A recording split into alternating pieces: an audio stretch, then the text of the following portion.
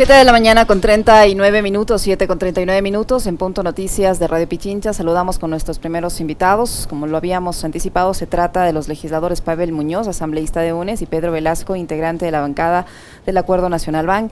El primero nos acompaña en vivo y en directo desde nuestros estudios y el segundo vía telemática. ¿Cómo están, caballeros, asambleístas? Buenos días, bienvenido. Gracias por estar en Punto Noticias de Radio Pichincha. Comencemos con el legislador Pedro Velasco del BAN. Quisiera su opinión respecto a esta nueva ola de violencia que se vive en el país. Esta mañana amanecemos sorprendidos con esta información que llega desde la ciudad de Guayaquil con una serie de explosiones y los cuerpos mutilados de 3 personas, de acuerdo a versiones preliminares, que habrían estado manipulando los explosivos que detonaron prácticamente de forma simultánea en la ciudad de Guayaquil. ¿Qué opinión le merece esta situación de inseguridad que se vive en el país? Asambleísta Velasco, buenos días, bienvenido. Buenos días, Licenia. Un gusto saludarle a Pavel y a su audiencia. Es preocupante para todo el Ecuador el índice y la ola de violencia insostenible que se viene presentando no solamente de los últimos días, sino esto ya viene generando bastante zozobra desde hace algún tiempo atrás. Ya no podemos hablar de que hay provincias o ciudades en el Ecuador de que están exentas de este tipo de violencias, de inseguridad. Hoy lastimosamente se está presentando en todas partes del Ecuador. Quienes vivimos en frontera estamos viviendo también de cerca este tipo de violencias en diferentes expresiones o manifestaciones. Los intentos que se vienen haciendo, lastimosamente, por el control de la seguridad a nivel de vías públicas, de parques, de ciudades, de provincias y asimismo al interno de los centros penitenciarios, como que todavía no arroja los resultados que todos anhelamos.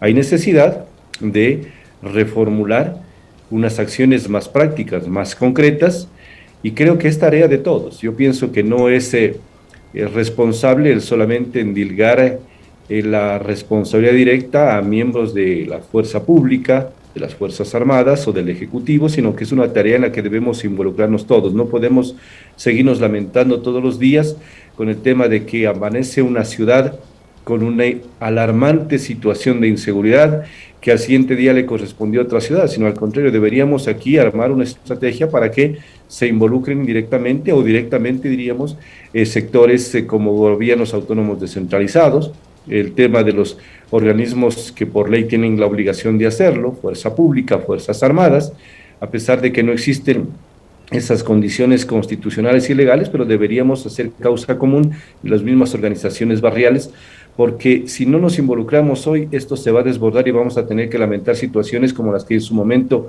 ha tenido que pasar Colombia, como las que ha pasado México y otros países en donde se les ha desbordado estos temas y después el poder recuperar esa paz resulta bastante complicado.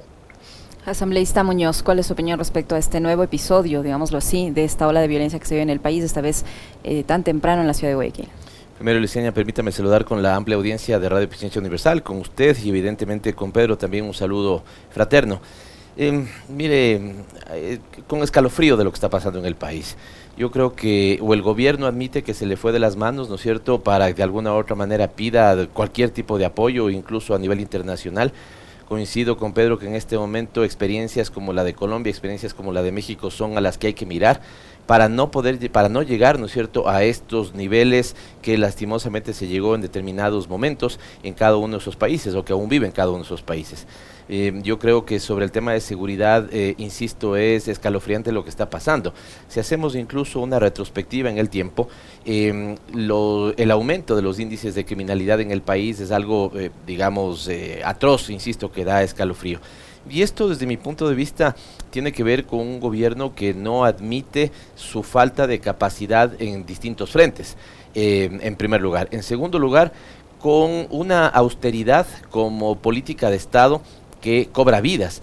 Y alguien podría creer que esto es una exageración, pero si vemos esa austeridad funcionando en 2 ámbitos, por ejemplo, como el de la salud, que ojalá lo topemos más adelante, o el de la seguridad en este momento, vamos a encontrar esto que termina siendo tragicómico. Uno no sabe si reírse o llorar cuando, por ejemplo, en la gobernación de El Oro, ve que generan una noticia, una publicación en redes sociales diciendo que van a combatir la delincuencia porque les han regalado una impresora y como 7 conos de seguridad de tránsito.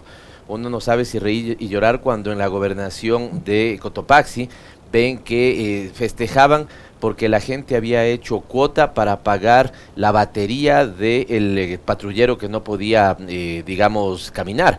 Uno no sabe si reír y llorar cuando la policía anuncia el robo de 150 armas de sus instalaciones. Es decir, ¿de qué estamos hablando? Uno evidentemente sabe que tiene que llorar cuando ve 2 cuerpos colgados, ¿no es cierto?, después de haber sido asesinados en Durán. Uno sabe que tiene que llorar cuando ve las noticias de Esmeraldas del día de ayer, o cuando ve lo de Guayas el día de hoy, ¿no es cierto?, en el sector de Daule, tengo entendido, cuando cuerpos desmembrados aparecen al lado de carros incinerados, ¿no es cierto?, porque se utilizaron como coches bomba. Es decir, ¿qué pasó aquí? ¿Qué pasó aquí? Desde la época de Moreno viene una, si usted quiere, desinstitucionalización en el ámbito de la seguridad. Era solamente en una mente perversa, diría yo, se podía entender que vuelvan, y había mentes perversas en ese momento operando, ojalá no lo estén haciendo en este gobierno. Habían pretendido, ¿no es cierto?, para su ego personal, volver a juntar materias que era absolutamente sano que se hayan dividido.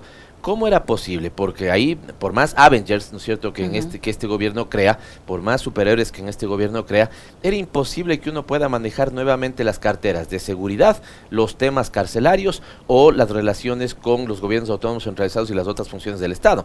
Me refiero a ese ministerio de gobierno que volvió a tomar esas competencias, eliminando el Ministerio del Interior, eliminando el Ministerio de Justicia que estaba al frente del sistema de rehabilitación social y dándole a una persona que es evidente que no sabía qué hacer, o conversaba con el legislativo o atendía la seguridad, o conversaba con los alcaldes o se encargaba de las gobernaciones, o digamos conversaba con las otras funciones del Estado o atendía el tema de la crisis carcelaria, y nada de eso sucedió. Y finalmente, porque de esto creo que podríamos hablar mucho, yo creo que el presidente de la República demoró mucho tiempo en pedirle que se vaya a la casa a una ministra como la señora Alexandra Vela, que puedo tener el mayor respeto para ellos en términos profesionales, pero si me parece que a los 2 o 3 meses que estuvo en el cargo, dijo públicamente que ella del tema de seguridad no sabía, ¿qué esperaba el gobierno?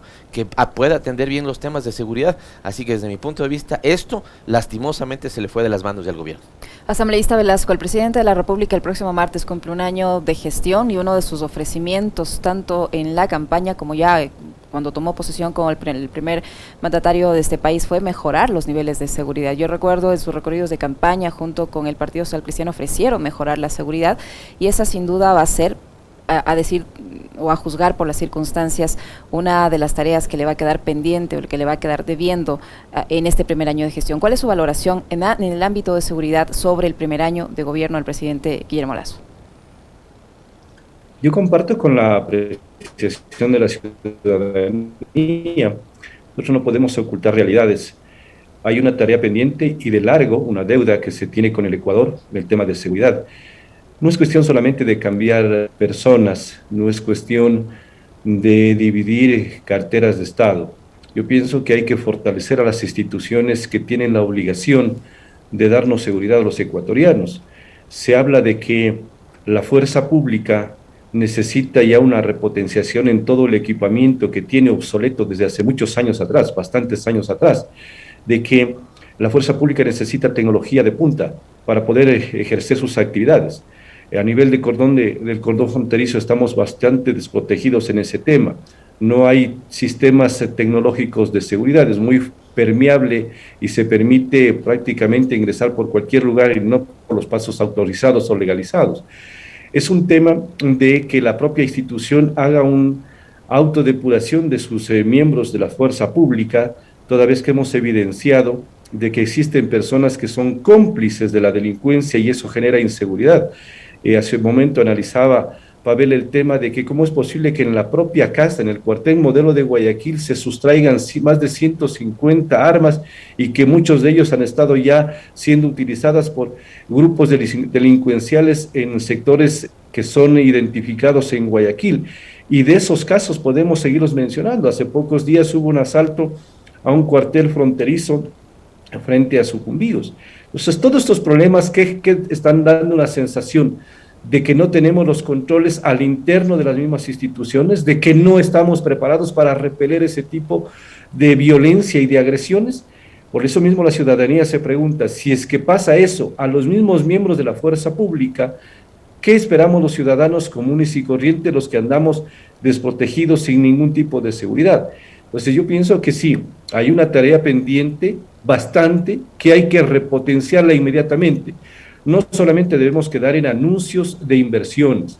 Ya estuvo bien de que este año se pudo, en lo que se ha mencionado y hemos escuchado estos días, poner la casa en orden, de que se ha podido recomponer la economía, pero esa economía, la sensación de la ciudadanía no es con la que se siente supuestamente de esa recomposición de la economía. Hay que sentirla en la práctica, es decir, hay que ver que esos recursos vayan a fortalecer temas de seguridad. Y aparte de ello, también nosotros como tarea legislativa tenemos que abonar con instrumentos legales que permitan darle sostenibilidad y accionar práctico a las fuerzas del orden, a las Fuerzas Armadas, a la Policía Nacional.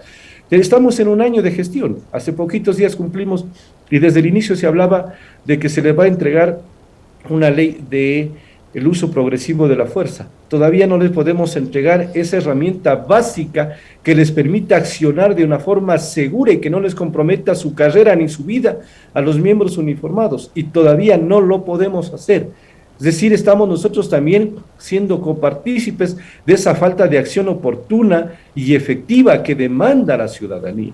Esos son los temas que también nosotros tenemos que reconocer que tenemos tareas pendientes y que tenemos que darle respuestas. Por lo tanto, aquí tenemos lo que decía al inicio Licenia y Pavel, tenemos que hacer un compromiso absolutamente de todos, porque el país es del Ecuador, somos nosotros ecuatorianos y no quisiéramos que esto se nos desborde y que se vuelva una tierra invivible, sino al contrario, que sea de convivencia pacífica en donde todos podamos circular por cualquier parte del territorio. Asambleísta Muñoz, el problema de la inseguridad o la Asamblea está siendo copartícipe para que el gobierno no pueda resolver los problemas de inseguridad al no dotarle de esta ley que menciona el legislador Velasco, esta ley del uso progresivo de la fuerza. ¿Son ustedes cómplices en cierto sentido de esta falta de herramientas para combatir la inseguridad? No, yo no coincido en eso, Licenia, pero déjeme sí topar los elementos positivos con los que coincido con Pedro. A ver, hay dos elementos que yo coincidiría. Esta es una tarea de todos en este momento, efectivamente que sí. Estoy pensando en un municipio, no podría un municipio en este momento decir no es mi competencia que se arregle el gobierno nacional. Cierto que no es competencia de los municipios, pero también es cierto que los municipios algo podrán hacer. Cierto que es competencia central de la función ejecutiva, pero también las otras funciones ejecutivas, también las otras funciones, del Estado pueden hacer algo. Yo cuando digo que no comparto el criterio de que la Asamblea sea corresponsable, no quiero decir que la Asamblea no tenga o no pueda aportar su grano de arena. Con lo cual también estoy de acuerdo en que, con Pedro, que no solamente es cuestión de personas que estén al frente de unas instituciones o cómo se diseñan algunas instituciones, aunque en temas de seguridad creo que la institucionalidad que se le dejó al país funcionaba muchísimo mejor. ¿Y por qué funcionaba muchísimo mejor? No porque a mí se me ocurra, Licenia, sino por los indicadores de seguridad que en ese momento mostraba el país. Estoy hablando del 2007. Nosotros llegamos a ser reconocidos no por alguien de la esquina, digamos, ¿no es cierto? Que respeto a todas las personas que puedan tener una apreciación. Llegamos a ser reconocidos por organismos específicos de las Naciones Unidas como uno de los países que mejor había combatido los problemas de inseguridad y que, digamos, había generado niveles de seguridad en el país que tienen un conjunto de factores positivos que se agregan a él. Cuando la sociedad está segura, uno puede invertir más. Cuando la sociedad está segura, uno, si usted quiere, por último, sale hasta más noche y está dinamizando actividades económicas. Pero si usted tiene hoy lo que está pasando, el miedo que tiene la gente de llegar más 7, 8 de la noche a su casa, genera una sociedad donde es el miedo el principal estructurador de lo que está sucediendo. Ahora, en cambio, en términos críticos o las cosas que no compartiría, son estas dos. Es cierto que no es solamente cuestión de una persona o no solamente un tema de institucionalidad, pero es absolutamente cierto que a eso debería sumarse el tema de, por ejemplo, la inversión. ¿Cuál es la inversión que este gobierno ha destinado a los temas de seguridad? Hemos llegado incluso hasta la cifra de 10.000 millones de dólares, hoy está como en 8.600 las reservas internacionales. Esto más o menos, permítame decirlo así, Licenia, es como que un padre de familia se esté vanagloriando de que tiene 4.000 dólares en el saldo de la cuenta bancaria, pero su hijo está a punto de morir de pulmonía, ¿sí? No, esto no puede ser. Yo debería destinar plata, ¿no es cierto?, recursos, dinero, inversión, para que ese sector sea, en este momento que estamos hablando de seguridad, el que se dinamice. ¿Cómo puede haber sido que el mes anterior hayamos tenido dos cosas a la vez? Fue un mes, el mes de abril, donde la recaudación del Servicio de Rentas Internas rompió el récord en toda su historia de formación del Servicio de Rentas Internas. Y al mismo tiempo, ese mes de abril fue el mes de más baja inversión, al menos en los últimos 15 años, del Plan Anual de Inversiones. Entonces estamos locos, porque lo que tenemos es una recaudación de recursos con un precio del barril de petróleo que superó los $100, con una reforma tributaria que le está dejando cerca y le va a dejar al año cerca de 3.000 millones de dólares, nosotros lo dijimos, un paquetazo al bolsillo de las clases medias, con una disminución de gastos por salida de personal o por disminución del subsidio a los combustibles. Y sin embargo, lo que yo alimento es mi cuenta corriente, el saldo de mi cuenta corriente depositada fuera del país y la policía en los apremios que está teniendo. O, digamos, los distintos...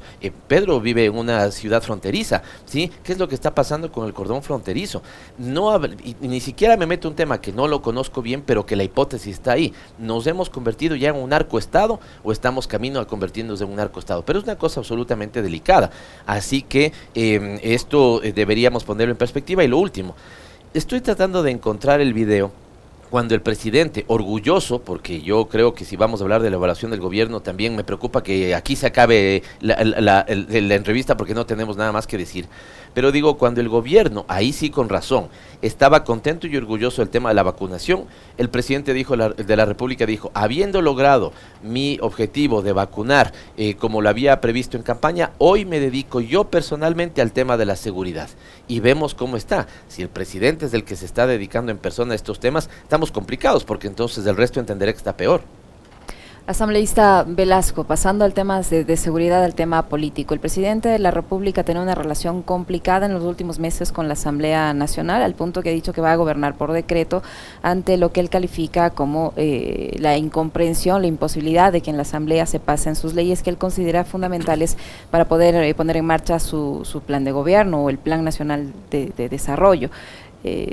Políticamente, ¿el gobierno ha cumplido con sus ofrecimientos? ¿Cree usted que ha sido culpa de la Asamblea o ha sido culpa de que el presidente no tenga una mayoría consolidada al interior de la Asamblea Nacional? Además, el presidente le ha dado por repetidamente responsabilizar de todos los problemas, hasta en lo político, administraciones anteriores y a dirigentes políticos que en la práctica uno no está acá, otro no está en vigencia, está dedicado a sus asuntos personales y así un poco disimular sus conflictos políticos internos. ¿Cuál valoración tiene usted en el ámbito político del primer año de gestión del presidente Lasso? Yo no comparto algunas de las expresiones y aseveraciones manifestadas por el presidente de la República cuando menciona de que él puede ignorar a la Asamblea, cuando puede solamente gobernar a través de decretos, leyes. Si estamos viviendo un Estado democrático en donde las funciones del Estado, las 5, quiera reconocerse o no, tienen cada uno sus competencias, tienen sus atribuciones por mandato constitucional.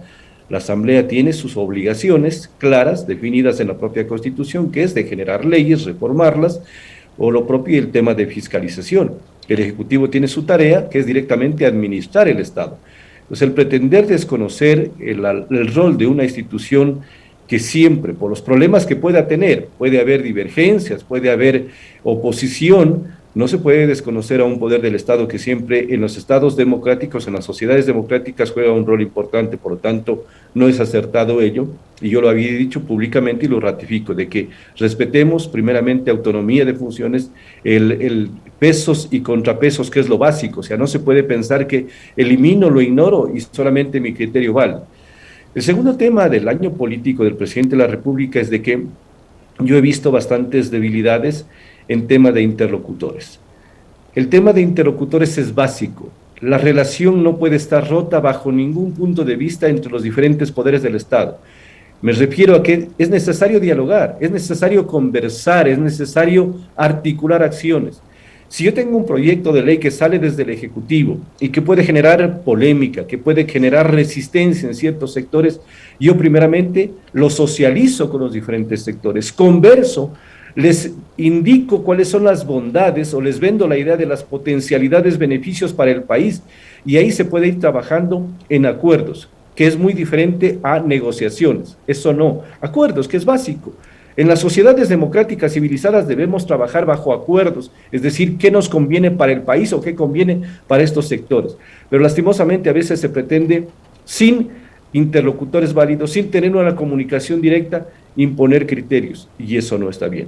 La Asamblea también tiene que tener en términos de flexibilidad. No quiero mencionar el ceder posiciones, es decir, porque viene un proyecto, inmediatamente aprobarlo tal cual viene. Para eso es nuestra labor de análisis, va a las comisiones, se debate, se recibe aportes importantes, y luego con el debate ver lo conveniente para el país. Sino yo pienso que hay temas que faltan articularlos directamente, que el cambio de autoridades a veces genera este rompimiento, y hay autoridades que lastimosamente tampoco, que están cerca del gobierno, no se han sintonizado con las necesidades y con la demanda ciudadana. A veces parece que se vive solamente en una burbuja, y esa burbuja no les permite ver el resto de la sociedad. Yo lo he dicho también, de que ya es hora de que empecemos, una vez que se ha estabilizado el tema de la economía, que se ha puesto la casa en orden este primer año, de que ya se ha pasado el tema de la crisis sanitaria también, que les correspondió, es importante también que empecemos a ver resultados en inversión pública, porque eso genera desarrollo en el territorio ecuatoriano. La obra pública dinamiza la economía en todos los sectores. Es hora de que empecemos a ver resultados importantes en el tema de salud, en donde miremos servicios de salud totalmente abastecidos con medicamentos, una muy buena atención, en donde miremos precisamente la reactivación económica. Se la mira a través de ¿qué? De la generación de empleo, de trabajo. Eso es lo que nosotros anhelamos y aspiramos también como ecuatorianos, y eso lastimosamente en este primer año todavía no lo podemos ver. Asambleísta Muñoz, el presidente cometió un error al desconocer el rol de la Asamblea Nacional. Hay debilidad en los interlocutores, la Asamblea debe tener niveles de flexibilidad hacia el Ejecutivo, y hay autoridades en el gobierno que no se sintonizan con las necesidades ciudadanas. Yo quisiera después topar el tema de la Casa en Orden en lo económico, pero estos puntos que ha dicho el asambleísta Velasco, ¿coincide usted con ellos en el ámbito político? Si la seguridad es tal vez de lo más lamentable como resultado de gestión del presidente, yo creo que sus principales errores, ¿no es cierto?, están en el ámbito político. Y el principal error político del presidente de la República lo tuvo antes de posesionarse como tal, como presidente de la República. Porque, mire, Licenia, si la clase política no entiende y no le da, si usted quiere, madurez y perspectiva histórica al momento que estamos viviendo, y creo que ya no se la dio, yo creo que el presidente de la República ahí perdió su oportunidad. Si no hacemos eso, el país se nos va de las manos. Es lamentable escuchar mucho en redes sociales. Yo creo que hay gente que ni siquiera entiende la dimensión y la gravedad de lo que se señala, pero lo señala, estado fallido. Si es que estamos frente a un estado fallido, esto es dolorosísimo, porque el propio proyecto de país está en vilo, digamos, el propio proyecto de país está en cuestionamiento y no sabemos a dónde va a parar. Y esto mucho tiene que ver con el error del presidente de cara a la Asamblea Nacional. Y pongo ejemplos a lo que estoy diciendo. Nosotros dimos un ejemplo de madurez política del momento que se venía y de los próximos 4 años que iba a administrar el presidente Lasso. Y nos sentamos a la mesa con él a decirle qué necesitamos. Estas fueron mis propias palabras al presidente de la República. Nadie me contó, yo se lo dije al presidente de la República.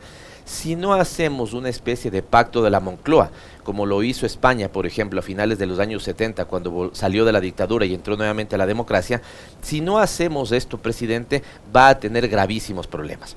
¿Qué significaba eso en términos políticos en lo concreto? ¿Cómo usted puede desconocer, Licenia, a 49 asambleístas que eran parte de la bancada mayoritaria votada por el pueblo ecuatoriano? Me refiero a UNES y la Revolución Ciudadana, y decir por simple capricho, ¿no es cierto?, o por simple odio político, que ellos no pueden presidir la Asamblea Nacional bajo cualquier circunstancia. Esa fue la posición, y siendo esa una posición antidemocrática, que violentaba el principio de representatividad política, nosotros admitimos eso y le dijimos, ok, estamos de acuerdo, nosotros no vamos a pelear por la presidencia de la Asamblea Nacional en aras de que tengamos 3, 4 objetivos claros para el país y que eso le dé, ¿no es cierto?, viabilidad al país y gobernabilidad a usted. inmediatamente empezaron a torpedear esa posición madura de fuerzas políticas que, siendo contrarias o distintas, opositoras, podían sí haberse fijado en 2 o 3 elementos de acuerdo nacional. El presidente de la República no solamente que le dio la espalda, pisoteó él su propia palabra. A mí me extraña ahora cuando le escucho que dice que está extrañado por la falta de palabra del presidente Duque respecto a la falta de o a la no, digamos, consolidación de la venta del avión presidencial, pero el propio presidente violentó su palabra cuando dijo que quería establecer ese acuerdo. ¿Y a quién puso en la presidencia de la Asamblea Nacional? A Guadalupe Llori de Pachacutic. Dígame, al menos en el papel, Liceña, en el papel, ¿cuál es la coincidencia que puede tener Pachacutic con el presidente de la República en términos programáticos? Ninguna. En el papel, Liceña, ¿qué gobernabilidad le iba a dar Pachacutic cuando a las pocas semanas de iniciado la Asamblea Nacional ellos ya se partieron? Además, en una alianza con la izquierda democrática, que en este momento la gran duda es si son bancada. La izquierda democrática empezó, Pedro se recordará, con 14, me parece, 14, 15, y ahora no están ni 10, porque están partidos en 2 bandas. A ellos les entregó el manejo de la Asamblea Nacional el presidente de la República, la calificaron como la jugada maestra, como lo mejor que habían hecho en términos políticos, y hoy la Asamblea Nacional, yo decía, no es la causante de todos los males, pero evidentemente, y creo que Pedro coincidirá conmigo, la Asamblea Nacional está muy mal administrada. Y creo ha venido sosteniendo a la presidenta de la Asamblea Nacional, ya no haciéndole daño a la Asamblea, sino haciéndole daño al país. Pedro mismo señalaba el tema de que no ha terminado de ser tratada la ley de uso progresivo de la violencia, porque la presidenta de la Asamblea, cuando ve que hay un tema en el orden del día que le puede afectar, suspende las sesiones. Hemos llegado a la cosa irrisoria, burlesca, de que apague las luces y quite el sistema de audio para que no sesionemos. Y el partido de gobierno le defiende a la presidenta de la Asamblea Nacional. Hasta hace poco estaban en contra de la creación de la comisión multipartidaria, absolutamente en contra. Ahora han presentado una denuncia contra Virgilio Saquicela para también iniciar un proceso de investigación. Entonces ahí hay gravísimos problemas, yo diría una bipolaridad política del gobierno. Y cierro con una cosa que también estoy de acuerdo con Pedro, el tema de los interlocutores. ¿Cómo puede haber sido que la señora Alexandra Vela nunca conversó con la bancada que tenía mayoría de votos en la Asamblea Nacional? Cierro con esto. ¿Sabe Pedro y sabe usted, Liceña, qué nos llegó a plantear la presidenta, la ministra en ese entonces de gobierno? Voy a ir a la Asamblea, tratemos de encontrarnos en el ascensor y ahí cruzamos un par de opiniones. Así estaban manejando el diálogo político. Digamos, el principal error del presidente está en materia política y lo cometió antes de que asuma su tarea como presidente de la República. Asambleísta Velasco, la bancada oficialista, léase también, la bancada del Acuerdo Nacional, está sosteniendo en el cargo a la presidenta de Guadalupe Llori, que de acuerdo al legislador Pavel Muñoz no sabe administrar la Asamblea, y eso, bueno, y de eso hay varias evidencias, todo el estancamiento que está viviendo ahora mismo la Asamblea Nacional. ¿Por qué la mantienen en el cargo? ¿Por qué no dejar que esto fluya, que se solucione, que se cambie de administración, que empiece a caminar la Asamblea y poder dar esa gobernabilidad que necesita el país? Es necesaria aquí una aclaración, Licenia. Si bien es cierto, nosotros, quien habla, formamos parte del bloque del Acuerdo Nacional, está integrado por asambleístas propiamente de Creo y otros asambleístas que venimos de organizaciones o movimientos políticos locales. En el caso mío, yo provengo de Avanza, formo parte de Estimos y otras no. El día de ayer conocí que habían presentado una denuncia en contra del vicepresidente. Yo no he firmado esa denuncia porque uno tiene que saber que no es temas de vindictas personales o de perseguir a personas exclusivamente. La Asamblea cada vez va en desprestigio y en decadencia por acciones que hacen lo único de desestabilizar y generar incredibilidad o falta de confianza en el primer poder del Estado.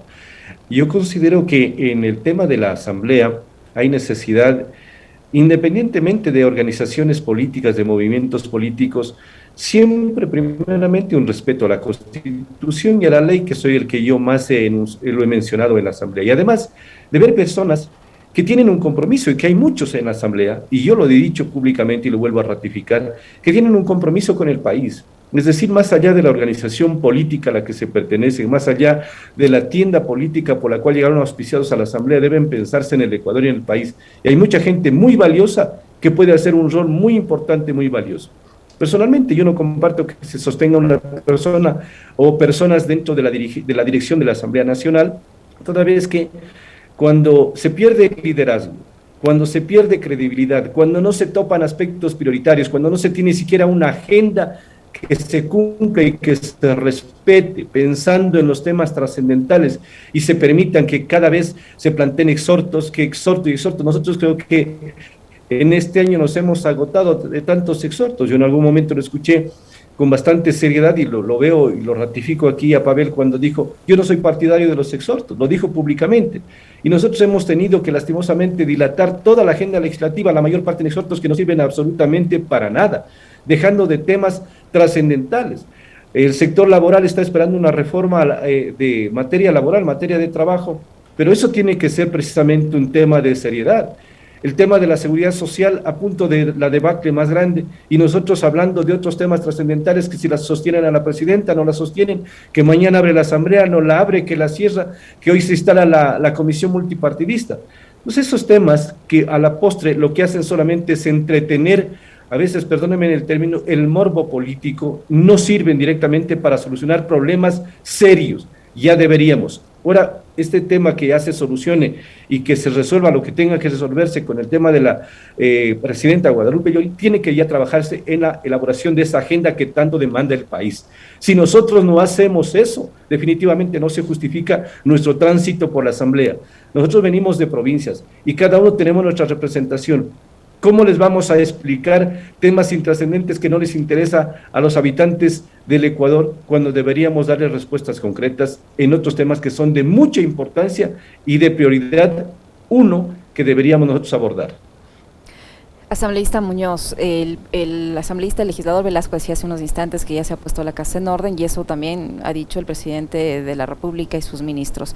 ¿Podemos hablar de que en este primer año de gestión la casa esté en orden, tomando en cuenta el alto nivel de pobreza, el alto nivel de desempleo, servicios tan simples como el registro civil prácticamente desmantelados, las licencias no se digan, el sistema de salud, además del acierto en el tema de la vacunación, hay un pésimo servicio en el sistema sanitario público, no hay medicamentos, hay cirugías represadas, no hay equipos, hay despidos de médicos, no se ha podido sentir en la ciudadanía como tal esa reactivación de la que habla el presidente de la República y de la que indican ligeramente las cifras, que decía de los economistas es apenas un rebote y no una reactivación como tal. Pero ¿se ha puesto o no se ha puesto la casa en orden en temas económicos?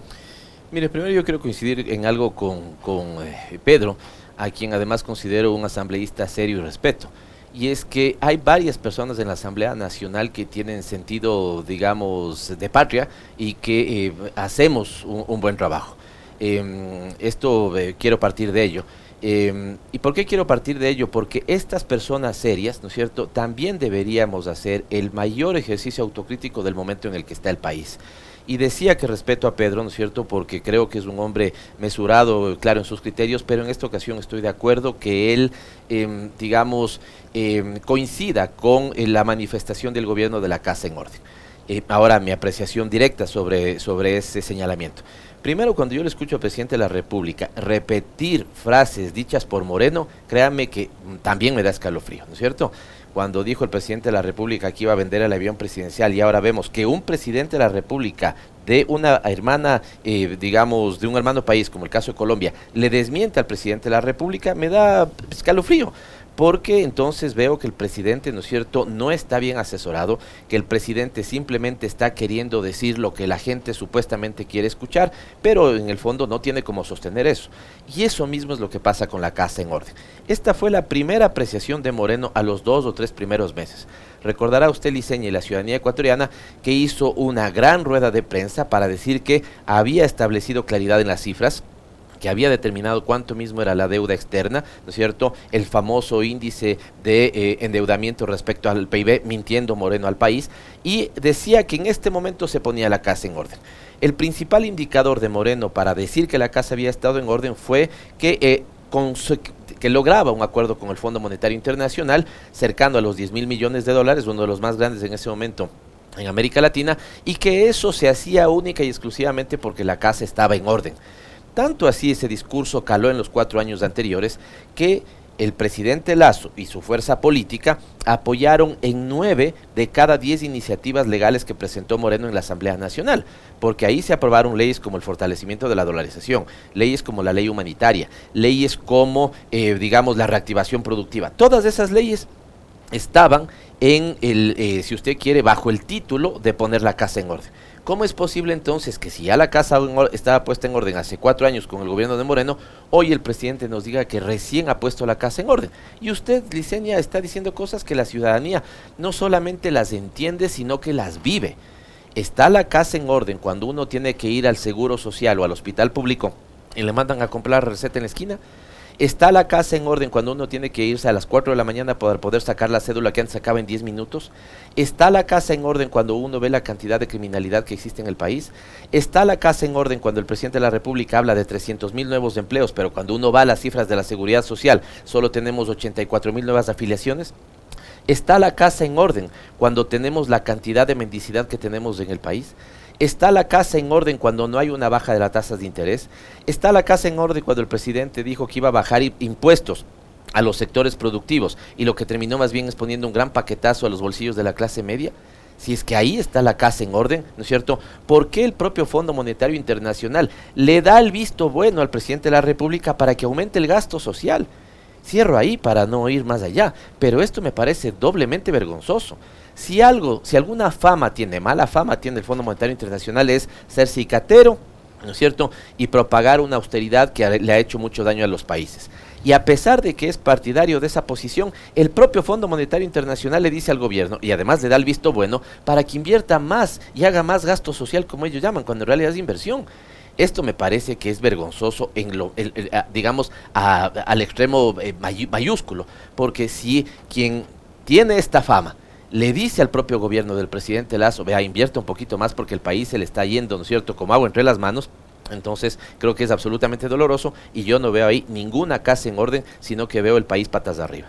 Asambleísta Velasco, todos los argumentos que ha expuesto el legislador Muñoz respecto a que si está o no está la casa en orden, el presidente de la República seguramente el próximo martes les dirá en 1 hora, 2 horas, no sabemos cuánto va a durar su informe a la Nación, que la casa esté en orden. ¿Usted cree que es así?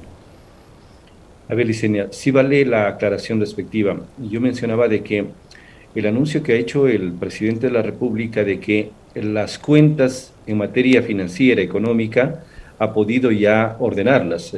Yo no comparto el tema de que la casa esté en orden tampoco, porque hay necesidades que el país nos demanda todos los días.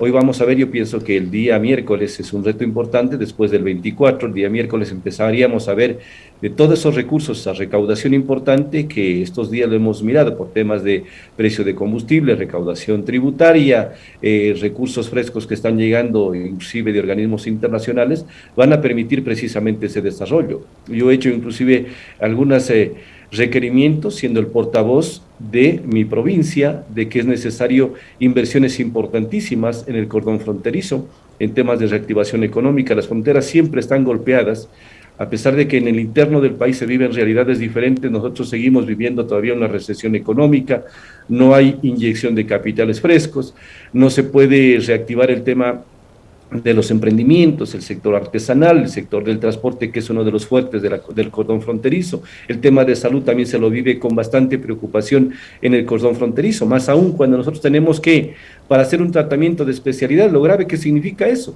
Las provincias fronterizas tenemos que venir al interior del país a hacernos atender porque no tenemos tratamientos de especialidad en nuestras propias ciudades, siendo aportantes importantes. No nos olvidemos que Carchi está generando, si no me equivoco, entre el 3º y 5º lugar en materia de ingresos por tema de exportación y exportaciones por el puente internacional de Rumichaca, y quisiéramos ver que eso se revierta. Por lo tanto, yo pienso que el gobierno hoy tiene un reto y ha anunciado de que sí tiene recursos económicos, de que ya ha podido reactivar y estabilizar la economía, pero empecemos de que esos recursos económicos empiecen a reinvertirse desde el día miércoles 25 en favor del Ecuador, en favor de las provincias fronterizas, en favor de los sectores de salud, de seguridad, de Fuerzas Armadas, de reactivación económica. Yo pienso que ahí vamos a mirar precisamente eso. Y si es que nosotros como asamblea tenemos que cumplir un rol, que lo estoy seguro que lo vamos a hacer como siempre, con seriedad, a permitir que haya fluidez en temas de legislación para que eso no se diga que es un obstáculo que se está poniendo, de que no hay facilidades para eso. Hay que poner de nuestra parte también para que esto se dé. Pero yo pienso que ya un año pasamos, este año es bueno para hacer una autoevaluación. Al interno nuestro también deberíamos hacerlo nosotros como asamblea, porque no podemos contentarnos con decir un informe en días anteriores, hemos aprobado como 20 leyes. Eso no significa nada, y leyes que no significan ninguna proyección de beneficio de reivindicación social. Entonces, aquí vamos todos, y yo vuelvo a insistir, yo lo hago personalmente siempre, de que es un acto de contrición personal, cívica, de cumplimiento de mi deber o no, y qué es lo que tenemos que de aquí proyectarnos hacia el futuro.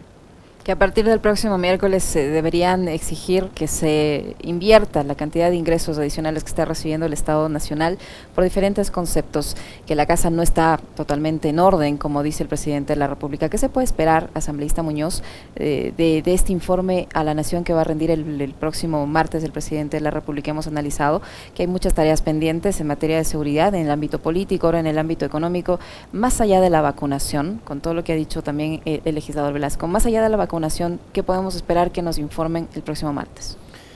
Primero, yo saludo que esta sea la predisposición que asambleístas que vienen de fuerzas independientes y que yo soy parte del acuerdo nacional como Pedro estén bajo esa predisposición. Lo que yo voy a discrepar es que sea a partir del 25 de mayo, ¿no es cierto? Porque esto tuvo que haber sido desde el cuarto mes de gobierno. Porque incluso aquí usted tiene esta famosa figura de los 100 días, ¿no es cierto? Los primeros 3 meses, en los que esos son los primeros 3 meses donde uno debería poner la casa en orden, y desde el cuarto uno debería generar, ¿no es cierto?, inversiones, estar inaugurando obras. El presidente llegó a hacer llegó a poner una placa en un poste, digamos, esto es real, no me estoy inventando, y lo que no hemos tenido, ¿no es cierto?, es la consecución de obras en el país. La inversión pública liceña tiene una característica que es importante. Cuando yo invierto los recursos públicos, estos se multiplican básicamente por 3 y estoy generando empleo al sector privado, porque simplemente es un dinamizador. La economía ecuatoriana, según la Constitución, es un avión de 3 motores, y lo importante es que los 3 estén prendidos, que esté prendido el motor de la inversión privada, sobre todo y principalmente, perfecto, no lo vemos, que esté prendido el motor de la inversión pública, que ese sí está absolutamente apagado, y que esté prendido el motor de la economía popular y solidaria, que vemos que en este momento también tiene afectaciones. Entonces, yo creo que todo esto debería haber sido exigido desde el cuarto mes de gestión siendo generosos, porque recordemos que el presidente de la República fue él, nadie más que él, el que dijo que en los 100 primeros minutos, no días, ni semanas, en los 100 primeros minutos arreglaría los principales problemas del país. Así que debemos exigirle desde el minuto 101 que eso esté solucionado, no porque a nosotros se nos ocurra, sino porque fue un ofrecimiento de él. Para cerrar, por lo que usted me preguntaba sobre el informe a la Nación, hemos topado materia de seguridad y vemos que ahí, si es que esto fuera una libreta de calificaciones, para mí hay un bombero increíble. Hemos topado el tema político y hemos visto que ahí hay grandes errores del programa del presidente de la República, desde no tener voceros adecuados hasta no socializar. En esto coincido con Pedro. ¿Cómo puede ser que si uno tiene una ley sensible, no socialice primero con la primera función del Estado, que además es la que va a poner los votos?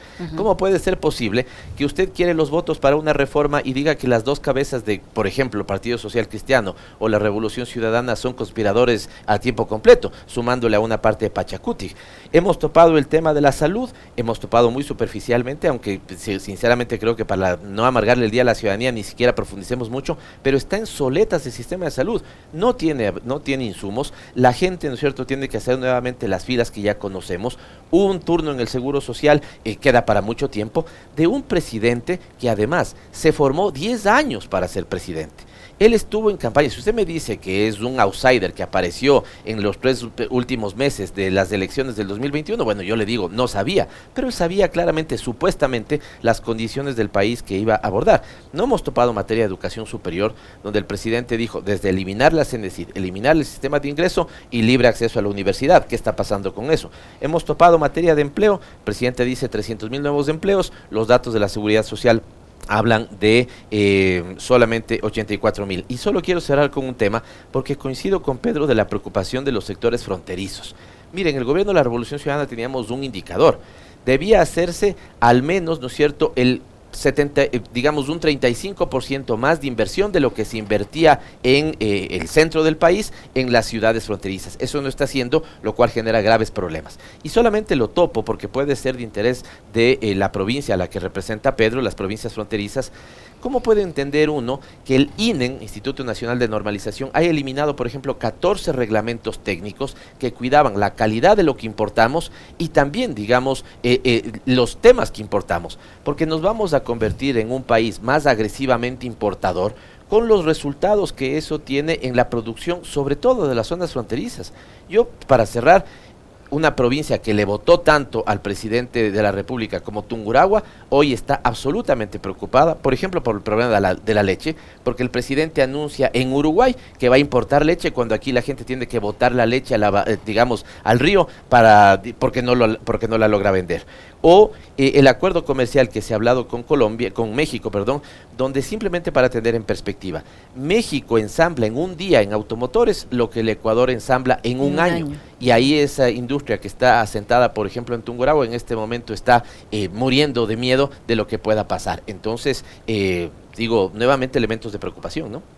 Asambleísta Velasco, decíamos que más allá del tema de la vacunación, ¿qué expectativa podemos tener de ese informe a la Nación? El legislador Pavel Muñoz ha señalado algunos aspectos en los que ha cumplido, y este de la educación superior sí es absolutamente grave, porque fue un ofrecimiento de campaña reiterado en muchas ocasiones y que ya ha sido reconocido por los propios las autoridades de la CENESID. 95.000 jóvenes no van a tener acceso a la educación superior, y el titular de la CENESID lo ha minimizado diciendo que ni siquiera el tener una maestría, un título de maestría o cualquier título le garantiza a una persona la posibilidad de obtener un trabajo, que ya se acabó el tiempo de la titulitis, me parece que fue lo que dijo. Pero más allá de eso, ¿qué podemos esperar de ese informe a la Nación bajo su perspectiva? Se ha cumplido en la vacunación, pero todos estos otros elementos no tienen una buena calificación.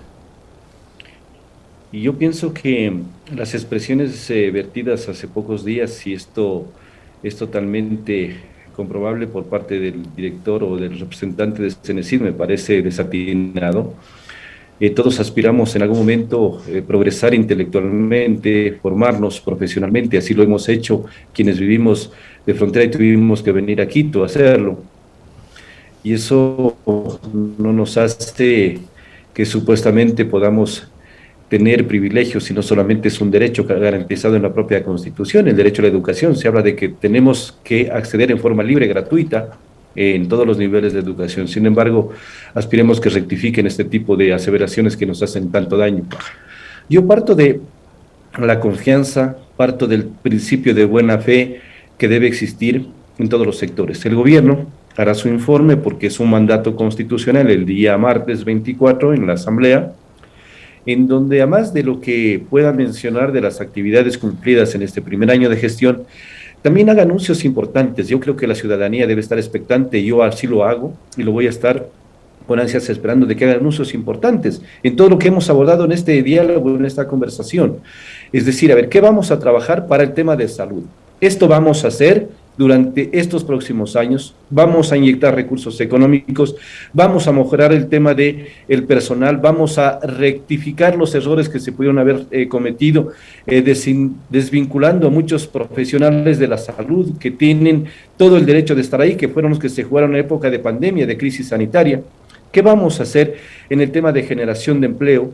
¿Cómo vamos nosotros a poderles generar confianza a los inversionistas nacionales, privados, a través de seguridad jurídica? ¿Cómo vamos a traer inversión extranjera?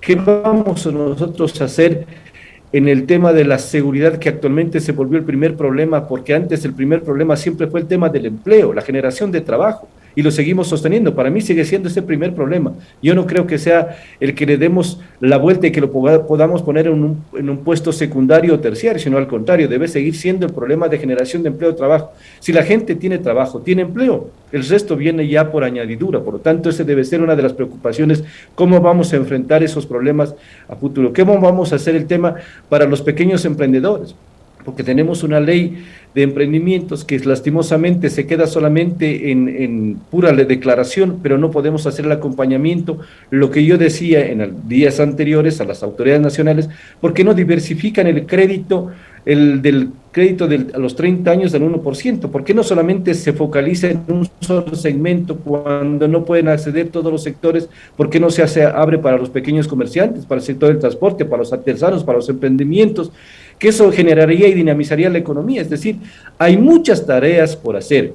Yo confío en la gestión que pueda hacer el nuevo ministro de Gobierno, Francisco Jiménez, porque él está también sintonizado con lo que es la Asamblea, y él sí puede ser, diría yo, un buen interlocutor entre la Asamblea y el Ejecutivo, es decir, trabajemos, coordinemos, socialicemos los proyectos.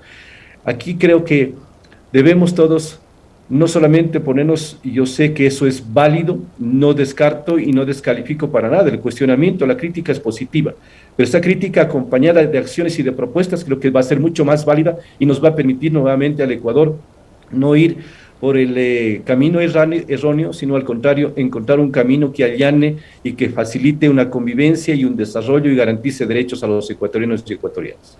Son las 8 de la mañana con 29 minutos y yo les quiero invitar tanto al legislador Velasco como al legislador Muñoz a que vean rápidamente lo que está pasando en estos momentos en la Asamblea Nacional, donde tanto funcionarios como la prensa no pueden ingresar al Palacio Legislativo, solo pueden pasar personas que están en un listado. Esto ocurre en momentos en que se prevé que se reúna esta comisión multipartidista que evalúa la gestión de la presidenta de la Asamblea.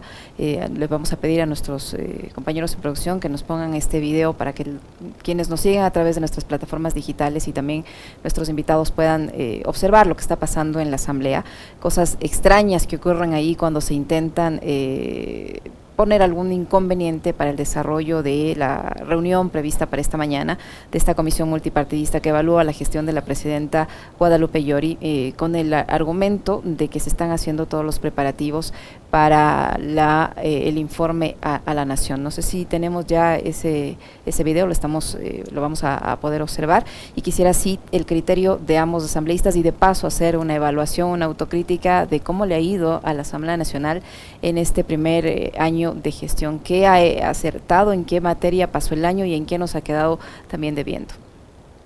Ahí está, miren, ahí lo pueden observar. Para quienes nos siguen a través de la radio, vemos a un grupo de policías que no permiten el acceso a la Asamblea Nacional, tanto funcionarios legislativos, la prensa está allí apostada en los exteriores, recibiendo las explicaciones de la escolta legislativa que no les permite ingresar. Esto ocurre en momentos en que esta comisión multipartidista tenía previsto reunirse para evaluar la gestión de la presidenta de la Asamblea. Ella había anunciado anteriormente que no iba a acudir personalmente a esta cita donde debería presentar sus pruebas de descargo, que enviará a su representante jurídico. Eso es lo que está pasando.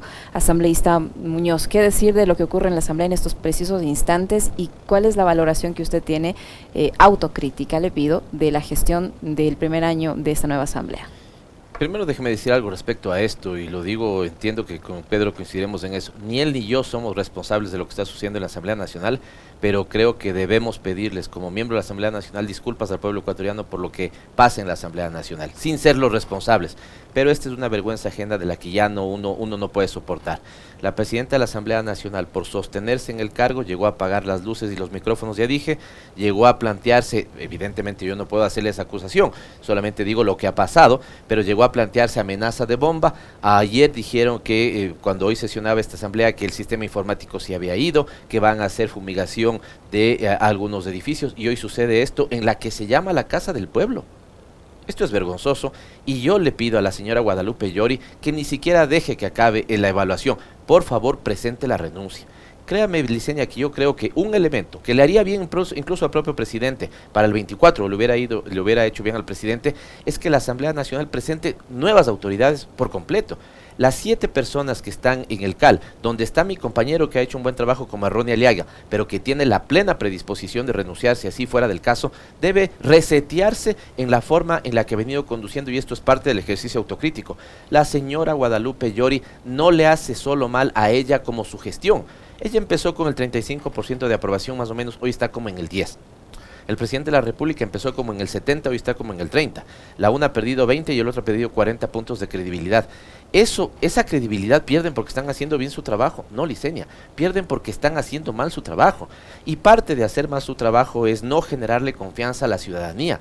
Señora Guadalupe Llori, no le siga haciendo daño a la Asamblea Nacional, y al hacerle daño a la Asamblea Nacional, al país entero. Por favor, presente su renuncia. Permita que incluso sea el vicepresidente el que le reciba al presidente de la República el 24 de mayo para que dé su anuncio, pero lo que usted está haciendo con la Asamblea es impresentable y eso el país no merece. Para cerrar sobre ese ejercicio autocrítico.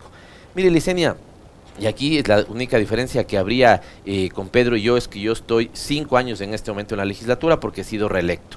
Y yo le decía algún momento al Pleno de la Asamblea Nacional, miren señores, lo peor que nos puede pasar es empezar con la credibilidad de la Asamblea que terminó. Porque, Licenia, es dolorosísimo que la asamblea anterior haya terminado con una credibilidad del 4, 5, 3% según la fuente, ¿no es cierto?, de encuestas, ¿sí? Pero una cosa es terminar después de 4 años de desgaste con eso, y otra es tener el nivel de aprobación que hoy tenemos, ¿no es cierto?, por incluso una mala conducción. Y apenas en el primer año. Y apenas en el primer año. No es justo con esas personas que Pedro reconocía queremos hacer un buen trabajo, no es justo que hoy los políticos en su conjunto, los asambleístas en su conjunto, estemos metidos en el mismo saco por casos particulares como el de Bella Jiménez, sacada por corrupción, que viene de la izquierda democrática.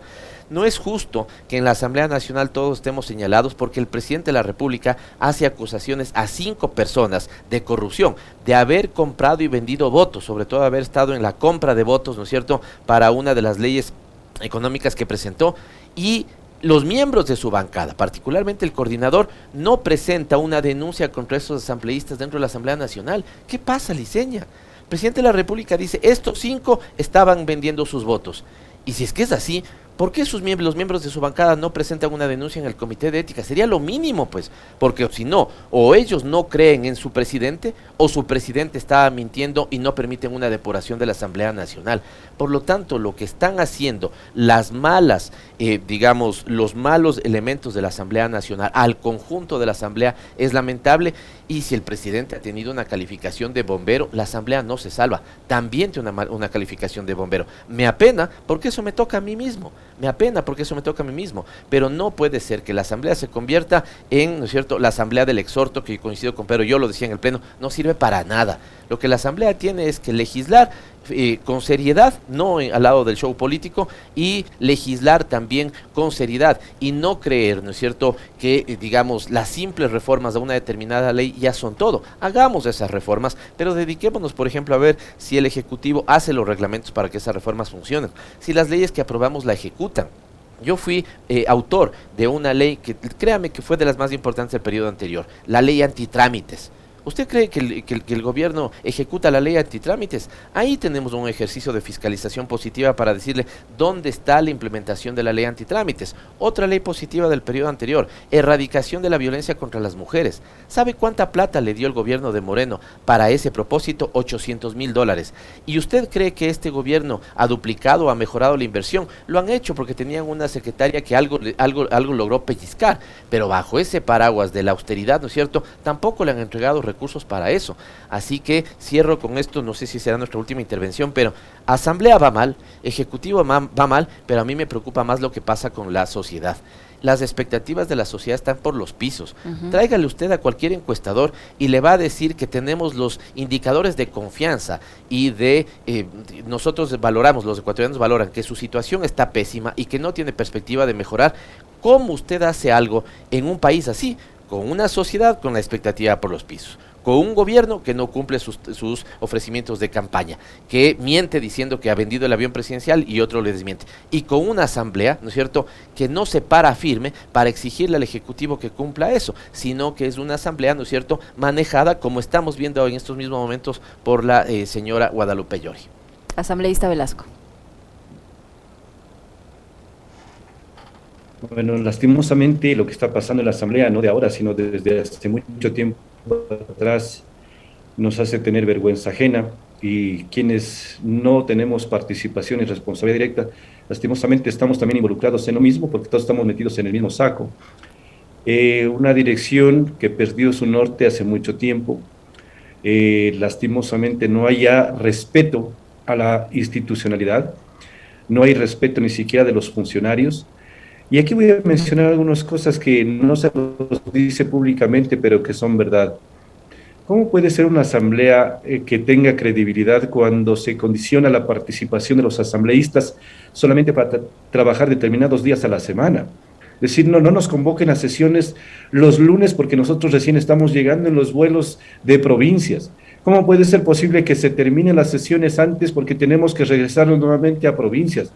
Se están recibiendo recursos pagados por el pueblo ecuatoriano y no se quiere trabajar de esa manera. ¿Cómo puede ser posible que la Asamblea esté tratando temas intrascendentes y que se agoten con discursos bastante politiqueros, que no dicen nada, que no tienen condumio de nada, en desmedro de otros que sí son aportes contundentes, fuertes, sólidos, en temas trascendentales? Esos aportes no se los toma en cuenta, solamente es para que la Cámara me esté mirando, para justificar de que yo sí participo en la Asamblea y digo cualquier cosa. Eso no sirve para nada, es decir, una producción legislativa bastante deficiente. Eso tenemos que reconocerlo todos. No estoy descalificando a nadie, pero tenemos que reconocer que hay que redireccionar nuestro trabajo legislativo. No se mide un trabajo legislativo por la cantidad de leyes o de proyectos de leyes que se presenten, porque miro hoy una desesperación total haciendo fila en la ventanilla de la Asamblea Nacional para presentar proyectos de ley, pero proyectos de reforma de un artículo, proyectos que no significan mayor contundencia y de beneficio para la sociedad. Por lo tanto, es preferible que recojamos criterios valiosos, que sí los hay, y se presenten propuestas que vayan, por ejemplo, al tema laboral, que vayan al tema de seguridad, que vayan al tema de reivindicación de generación de empleo. A mí me preocupa lo que estos días denunciaron, de que no se les da una solución a los créditos créditos educativos. Todavía se les está siguiendo coactivas a quienes se ilusionaron con tener una educación en el extranjero y que actualmente están siendo perseguidos a través de juicios coactivos.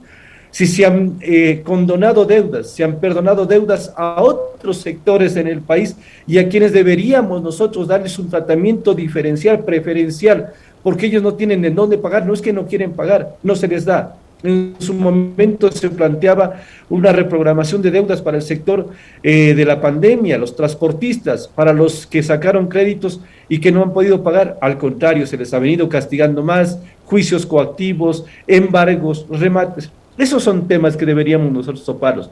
Por lo tanto, yo pienso que ya es hora de que haya un recambio total en cuanto a la dirección de la Asamblea. Qué bueno que haya, aquí debe haber un desprendimiento.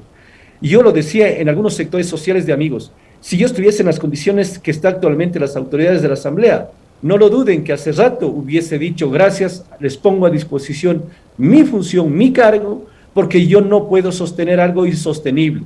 Pensemos que pueden haber otras personas que sí pueden aglutinar, que con tolerancia, con democracia, con compromiso social pueden redireccionar la Asamblea y darle nuevamente y recobrar todos ese prestigio que actualmente está por el piso. Y para ello yo creo que hay que hacer compromisos sociales, más allá del compromiso político. Y también es vergonzoso que algunos sectores que impulsan estos cambios también estén ya pretendiendo autodenominarse que los que van a ser escogidos para llegar a dirigir la Asamblea. Eso no puede ser, o sea, con intereses creados, de que yo soy el que propuse la remoción de las autoridades y por lo tanto sí me corresponde ese derecho de estar presidiendo la Asamblea. Así no nos vamos a ninguna parte. Hagamos las cosas que demanda el país. Yo puedo tener diversidad de pensamiento, de criterio, de orientación política con Pavel y los 137 asambleístas que estamos al interno. Pero no podemos nosotros, a pretexto de pensar diferente, el que dañemos el futuro del Ecuador. Todos creo que tenemos la obligación de sacrificar temas personales, coyunturales y políticos por el bien del Ecuador.